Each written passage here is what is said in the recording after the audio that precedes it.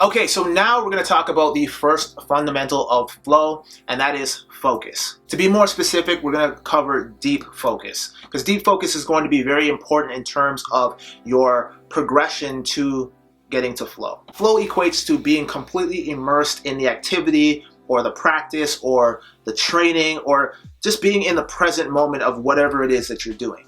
I personally don't believe in multitasking, even though on occasion I will do it. But I'm of the mind that if you want to get something done fast, by all means multitask.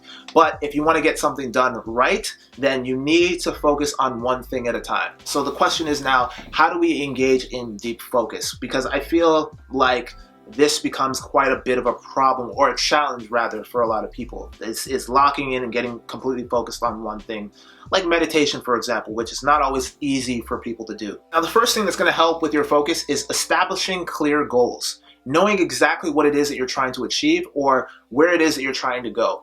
I remember a long time ago, I was watching Alice in Wonderland, the cartoon, not the atrocity live action version. And there's a particular scene where Alice gets lost in the woods and she encounters the Cheshire cat. I never know how to pronounce the cat's name. Cheshire, whatever.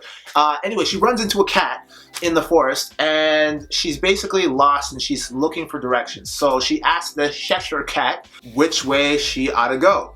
And the cat says to her, well, where is it that you're trying to go? And her response is, well, it really doesn't matter.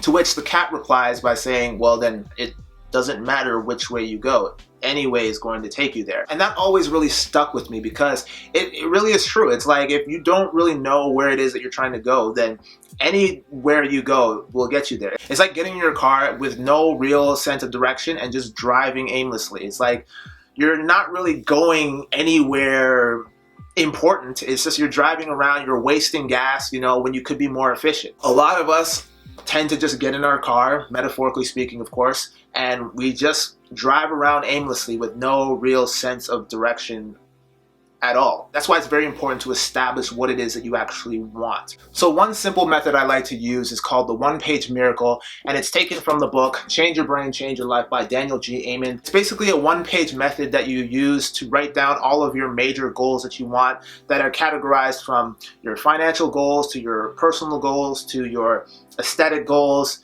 and so on and so forth. And whether you choose to do this method or a vision board, which I also personally love to do, you just want to make sure that you get some sense of clarity in terms of what it is that you want.